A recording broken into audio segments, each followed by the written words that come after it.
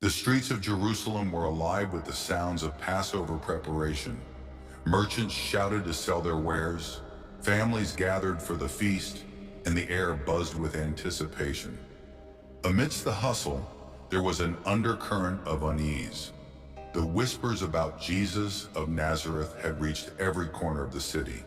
Some called him a prophet, others the Messiah, and many believed him to be a threat to the established order. In a small upper room, Jesus sat with his 12 disciples. The room was dimly lit by flickering oil lamps, their shadows dancing across the walls.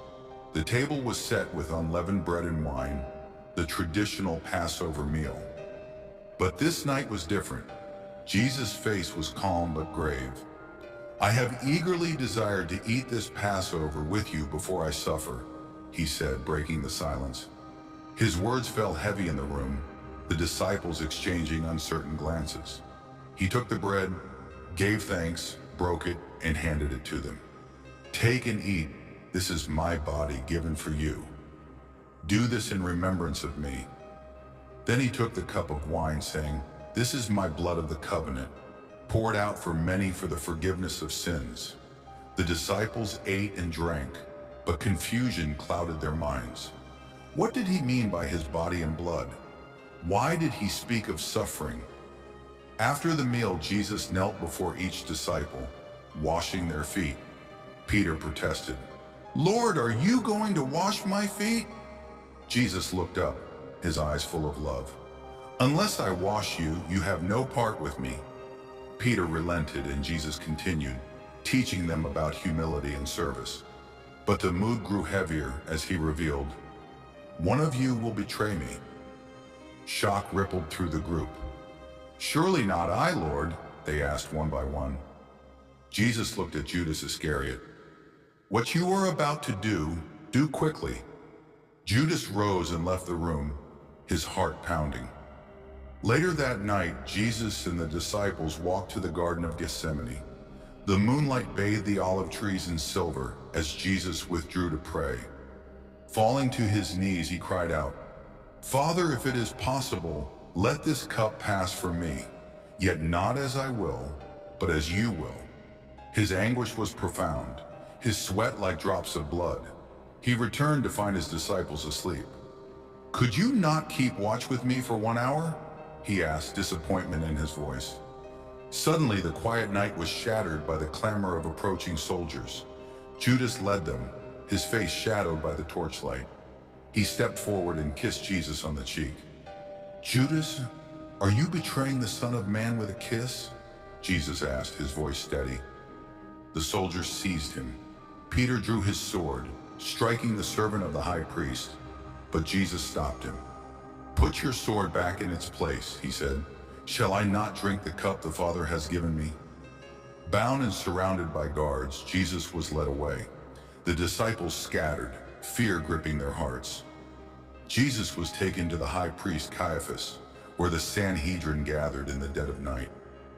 False witnesses were brought forward, accusing him of blasphemy. Jesus remained silent until Caiaphas demanded, "Tell us if you are the Messiah, the Son of God." "You have said so," Jesus replied.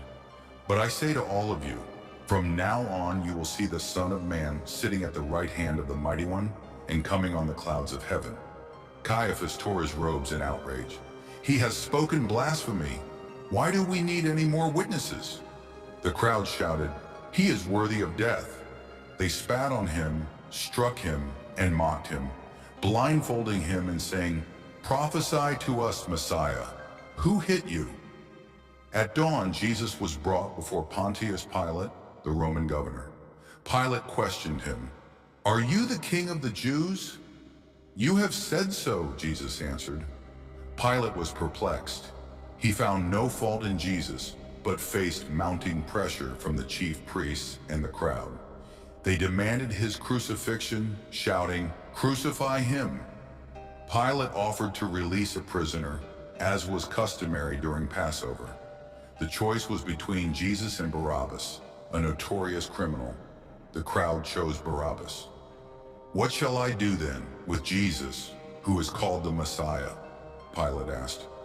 "Crucify him," they cried. Pilate washed his hands before them. I am innocent of this man's blood. It is your responsibility. Jesus was flogged, the soldiers weaving a crown of thorns and pressing it onto his head.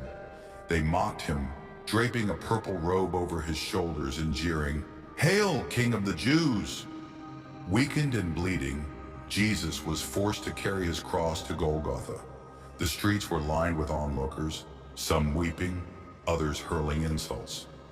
Along the way, Simon of Cyrene was compelled to help him carry the burden. At Golgotha, they nailed Jesus to the cross. The pain was excruciating, but he remained silent except to pray, "Father, forgive them, for they do not know what they are doing."